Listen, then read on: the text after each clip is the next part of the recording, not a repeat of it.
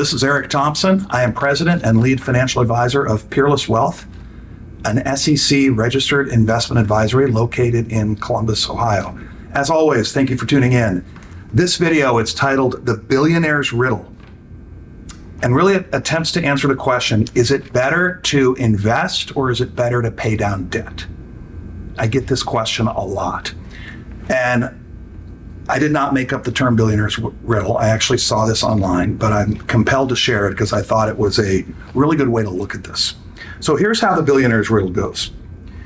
You take out a $1 million mortgage against your home at a 6% interest rate to be repaid over 30 years.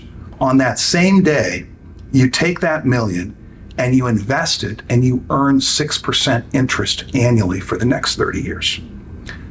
So here's the riddle. At the end of the 30 years, did you A, receive more interest than you paid, B, pay more interest than you received, or C, come out the same because the interest that was paid and the interest received was both 6%?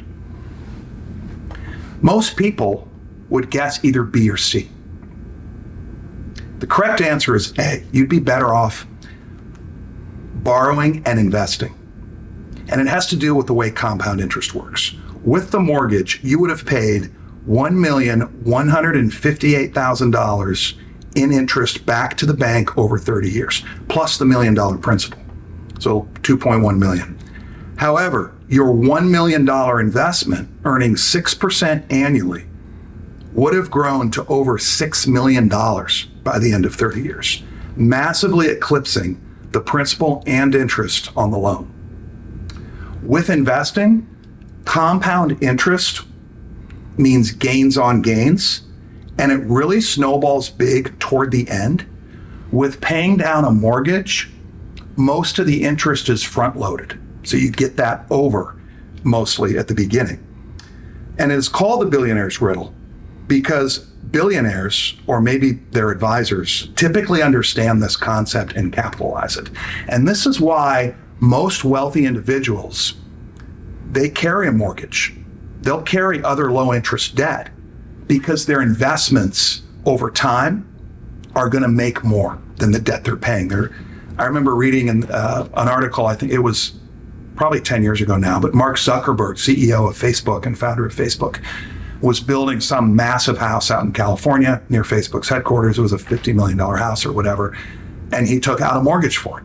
We all know he could have easily paid cash, sold a little Facebook stock, but he knows how money works. He knows how it compounds. Now, I want to clarify something. I agree with this concept. I practice this concept. I tell my clients to do it, but typically only on mortgage interest. Mortgage interest is typically low, tax deductible, and it's secured by an asset, and it's long-term and it's fixed.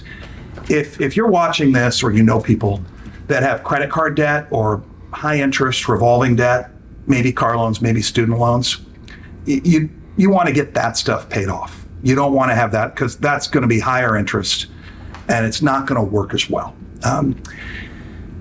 And by the way, if you are in that boat, I really like, I think it's called the avalanche way of paying down credit card debt. But let's say you have 4 credit cards and they're each $10,000 balance. What you do is you take the highest interest rate, put that aside. The other 3 you only make minimum payments on. The one with the highest rate, you put all you can on it aggressively, relentlessly to get that paid off. When that's paid off, look at the remaining 3. The lowest of the 2 interest rates, keep the minimum payment. The highest of the 3, repeat the process and get yourself out of that kind of debt. That's the best way to pay that debt off. When you got all that done and you're taking out a mortgage, don't be in a rush to pay that off any quicker than you have to. Mortgage companies scare people at closings. You sign this mortgage and it'll tell you how much interest you're going to pay over the life of the loan. And it's usually more than the loan itself. And it gets people thinking, oh, I need to pay that off as quick as possible. What they don't show you is how much those extra payments that you're thinking about paying on the loan could grow to in an investment account over a 30-year time period. And that's the billionaire's riddle. Don't pay them, just pay the minimum on your mortgage payment, principal and interest, pay it down over 30 years. Any extra you have, assuming you're out of all the other stupid debt, invest it. That's the key though. You gotta invest it. If you're not gonna invest it, you're better off paying it down on the mortgage. So if you say, hey, I got $1,000 extra a month that I'm just gonna pay down on my mortgage, and you have 10 plus years, don't do that. Invest it. Invest it in a diversified stock fund, maybe in a retirement account that's tax preferenced. And the odds are overwhelmingly in your favor that you'll come out ahead. That's all for now. I hope you learned something, and we'll see you next time.